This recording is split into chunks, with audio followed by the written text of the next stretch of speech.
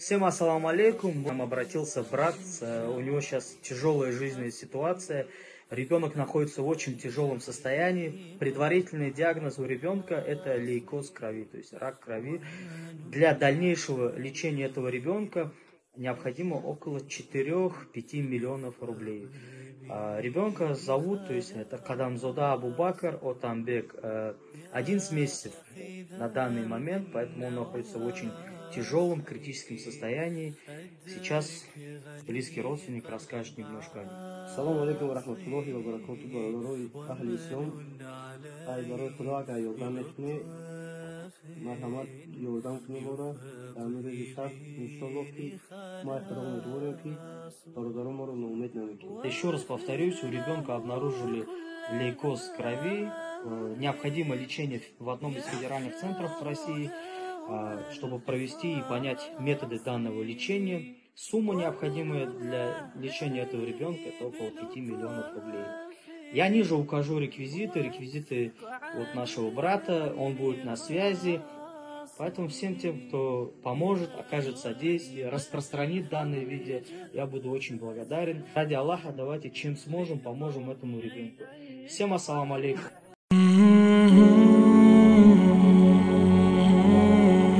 مرد در بنی اسرائیل روز از روزها حضرت موسی در حرکت به سمت کوی تور بود.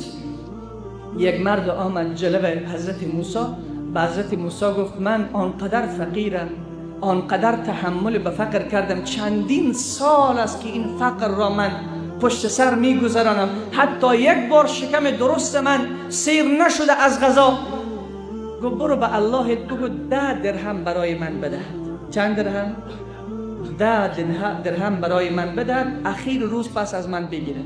اول روز بدهد، اخیر روز پس از من بگیرد. حضرت موسی حرکت کرد. بعد از اینکه با پروردگار ملاقات کرد، به الله گفت پروردگارا بنده ات تو خبر هستی از حال بندگانت. یک بنده ات به من گفته 10 درهم برای من بده، اخیر روز از من پس بگیر. حضرت موسی دوباره برگشت از کوی تور، دید که همین بنده را کسی 10 درهم برایش داده است. حضرت موسی رفت پشت کارش، گفت اخیر روز 10 درهم از این گرفته می شود. این انسان وقت 10 درهم را گرفت، در حال 2 درهم در راه خدا انفاق کرد. چند درهم؟ 2 درهم در راه خدا داد. الله رب العزت و الجلال در قرآن میگه من جاء بالحسنة فله 10 امثالها. کسی که یک بدهد خدا چند میدهد؟ 10 میدهد. در این دنیا 10 میدهد. وقت 2 درهم داد، تا اخیر روز کسی به این 20 درهم داد. 20 درهم داد، چون الله وعده کرده کسی که 1 درهم بدهد من 10 درهم برایش میدهم. 20 درهم را گرفت، 5 درهم دیگرش را هم انفاق کرد در راه خدا. این 50 درهم دیگر برایش آمد. بعد از سال حضرت موسی دوباره برگشت در این مسیر، دید که این مرد تاجر شده، این مرد ثروتمند شده. رفت به کوی تور و پروردگار گفت خدایا مگر من نگفته بودم که این بنده ات میگوید 10 درهم به من بده، اخیر روز بگیر؟ تو 10 درهم چیکین رو تاجر گردانیدی، چی کار کرده این بنده؟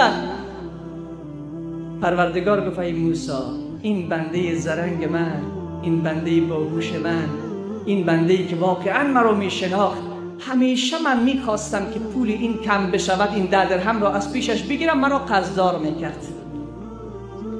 اخیر روز خواستم 10 درهم را بگیرم، مرا 20 درهم قرضدار کرده بود. 20 درهم دیگر به اون دادم.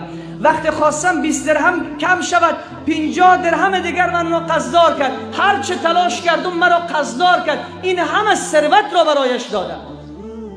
اگر من قبلا گفتم اگر میخواهی ثروتمند شوی باید نفقه در راه خدا بدهی. بسیار کسانی بودن که پول نداشتن، همه پول داشتگی و خانه‌ای که داشتن، اسباب خانه را همه بردن انفاق کردن در راه خدا، به فکر این که الله ما را ثروتمند بگرداند، که خدا اونها را ثروتمند گرداند. چون وعده الله هست که یک بدهی 10 میدهد و معامله دیگرش یک بدهی 700 میدهد. اون فقط صدقه است. خدا فقط با صدقه این معامله را میدهد که اگر تو یک بدهی الله رب العزت و الجلال 700 برای تو میدهد. و اگر هر گناه کردی باید صدقه در راه الله بدهی. این گناه تو رو چی میکنه؟ پاک میکنه. عزیز من بیا، من بهترین نسخه برای درد تو، بهترین نسخه برای فقر تو، بهترین نسخه برای مشکل تو، بهترین نسخه برای تمام حوادث و وقایعی که در زندگی اتفاق میافتد. رسول صلی الله علیه و سلم میفرماید الصدقه تصد 70 بابا من السوء. کسی که 1 درهم صدقه میدهد، کسی که در راه الله انفاق میکند، الله 70 دروازه بلا را برویش بسته میکند. چند دروازه بلا را؟ 70 دروازه بلا برویش بسته می شود.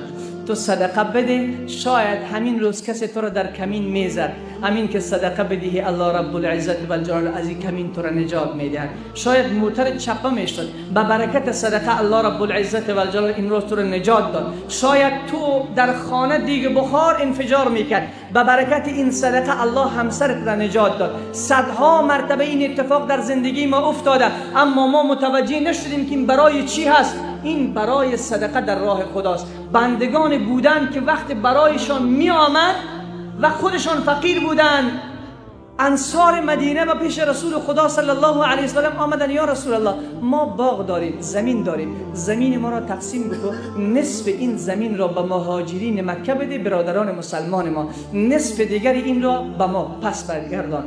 الله اکبر. صفت مؤمنان این گونه بود.